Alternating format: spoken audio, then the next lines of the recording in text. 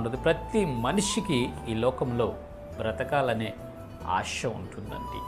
ఈ లోకంలో బ్రతికి తన బిడ్డలను, తన కుటుంబీకులను, తన రక్త సంబంధికుల మధ్య నివసిస్తూ సంతోషంతో జీవించాలని ఆశ ప్రతి ఒక్కరికి ఉంటుంది. ప్రియమైన దేవుని బిడ్డలారా, ఈ లోకంలో జన్మించిన మనము ఏదో ఒక రోజు మరణించక తప్పదండి.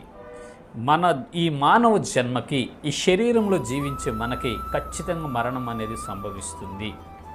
మరణం అనేది ఖచ్చితంగా వస్తుంది. అయినను మనం బ్రతకాలని ఆశపడతాం. అయితే పరిశుద్ధ గ్రంథంలో దేవుడు ఈ రీతిగా మనతో మాట్లాడుచూ ఉన్నాడు.